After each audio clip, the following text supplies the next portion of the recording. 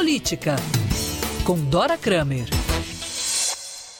A nossa colunista de política conversou com André Coutinho sobre a possibilidade de um número alto de abstenções e a influência das eleições municipais para o cenário político nacional. Continuamos aqui com este domingo, mais um domingo especial de eleições em 57 cidades brasileiras, em 18 capitais, dentre elas algumas das capitais que recebem o sinal da Band News FM, mas nós falamos para todo o Brasil, nós falamos para todo o mundo através do aplicativo, do Band Rádios, também do nosso site, bandnewsfm.com.br.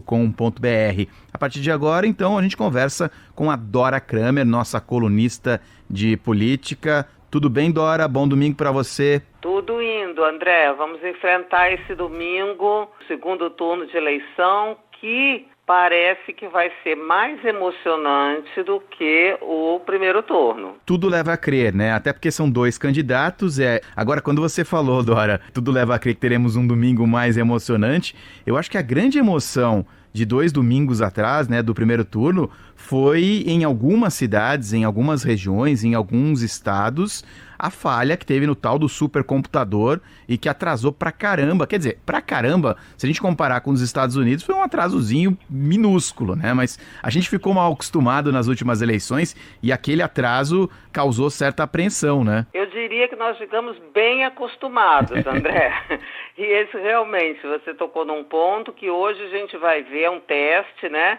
Para a Justiça Eleitoral, o TSE diz que fez os ajustes, fez aquele alerta com relação ao aplicativo e-título, para as pessoas não podem, na verdade não podem baixar hoje, né, para não haver aquele congestionamento que deu aquele pane nos computadores. Vamos ver, esse é um aspecto que a gente vai ter que observar. Se for tudo ok, o provável é que cedinho, eu não me lembro, em 16, parece que às 20 horas a gente tinha, né? Acho que era mais ou menos isso.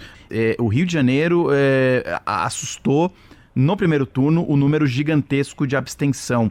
Acho que ficou perto ali de 33%. Ou seja, 1 em cada 3 pessoas aptas ali a votar simplesmente não apareceram para votar. Tem números também grandiosos em outras cidades, mas como é que você está imaginando, sem querer ser adivinha, né, Dora, neste domingo, o quanto o número de abstenções pode acabar pendendo, principalmente, imagino eu, e de forma muito óbvia, para aquelas cidades que têm o resultado um pouco mais apertado, né?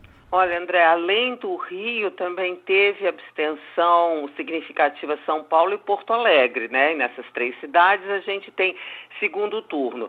Olha, é alguma coisa que pode dar um aumento de abstenção, o quê? Nessas 2 semanas que nos separaram do primeiro agora para o segundo turno, hoje, a gente teve um aumento dos índices da incidência do novo coronavírus. Então, isso pode inibir o eleitor a comparecer à urna, pode achar mais fácil justificar, se funcionar direitinho o aplicativo. Então, eu tenho a impressão que, pelas circunstâncias, eu acho bom a gente não se assustar se tiver abstenção alta. Evidentemente que em algumas cidades isso pode alterar a votação, a disposição do eleitorado, pode prejudicar um candidato, favorecer outro candidato. No caso de São Paulo, o prefeito Bruno Covas, as pesquisas todas atestavam que o eleitorado dele, ele tem um eleitorado forte nas pessoas de mais idade, e essas pessoas é que justamente hesitam votar. Em contrapartida, André, tem o seguinte, né, que as pessoas também tem que ver que o fato de serem só 2 candidatos, a votação se dá com muito mais rapidez. Então, a possibilidade de aglomeração, de formação de filas é menos provável, né? Então, eu tenho a impressão que a gente vai ter, por causa dessa circunstância de ser uma votação mais rápida, a gente também vai ter uma possibilidade em locais que a circunstância que favorecem a proximidade das pessoas. Isso aí eu acho que vai ser um pouco melhor do que no primeiro turno. Dora, eu me lembro de ter lido uma pesquisa recente do Datapoder, né, e não vou falar de pesquisa de intenção de voto, até porque a lei não nos permite neste domingo, mas uma pesquisa antiga, mostrando que entre os anos de 96 e 2006, só em 20% dos casos houve virada, ou seja, quem terminou o primeiro turno em segundo lugar acabou se elegendo.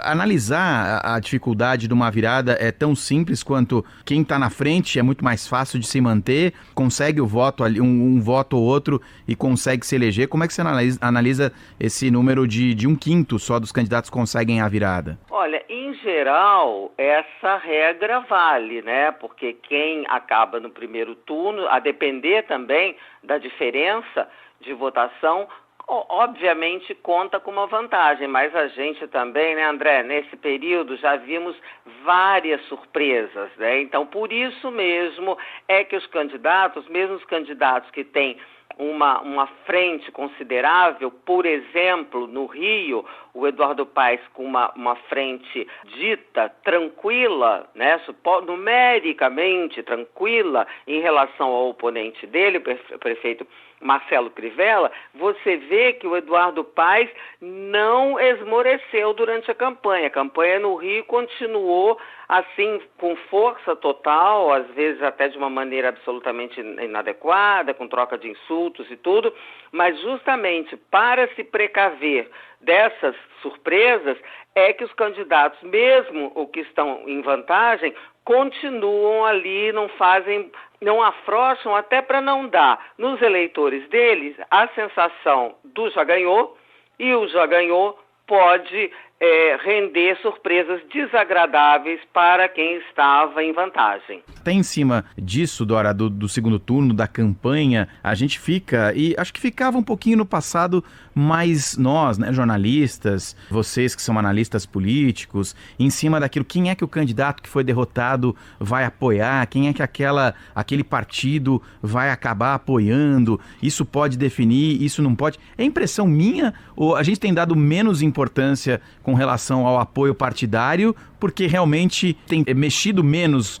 no resultado do pleito? Olha, eu acho que ele nunca mexeu muito, até porque a gente tem um espectro muito amplo de quantidade de partidos. Então é muito diferente da gente ver a conta nos Estados Unidos, que são 2 partidos em oposição, é feita de um jeito, aqui é de outro. O que eu acho que a gente tem dado menos atenção é porque finalmente nos rendemos à realidade de que para o eleitor esse tipo de apoio, de dança partidária é de muito pouca importância. Isso é mais importante para nós, né, analistas políticos, que aí a gente faz um quadro, um mapa da força de que cada partido sai da eleição e como é que isso vai repercutir na próxima, como é que vai repercutir na força de cada partido para negociações futuras e tudo isso. Agora, para o eleitor, isso é de pouquíssima importância.